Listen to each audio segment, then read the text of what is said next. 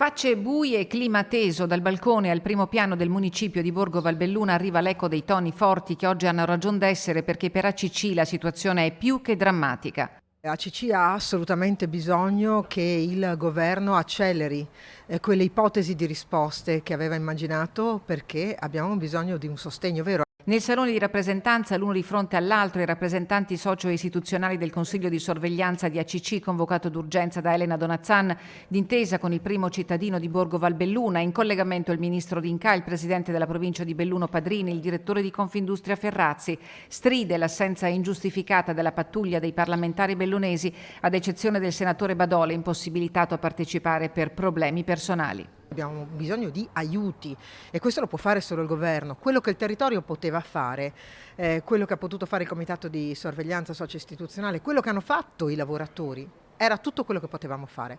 Ora la palla è veramente solo nelle mani del governo. I tempi sono già fuori dalla soglia di sopravvivenza, avverte il commissario straordinario Maurizio Castro. Ormai l'azienda non sta più in piedi.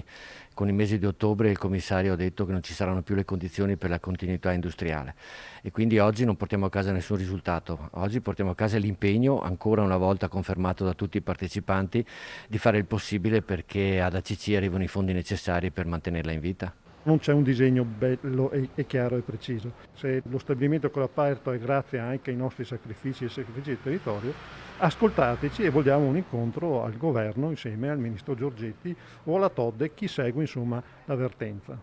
I 300 lavoratori hanno rinunciato a parte del loro stipendio, tuttavia stanno lavorando sodo perché le commesse non mancano. Questo è un settore su cui si deve investire, non si può permettere che un'azienda che oggi è in amministrazione straordinaria del governo sia dal governo, dal suo datore di lavoro, trattata così senza la giusta importanza e la giusta e somma urgenza.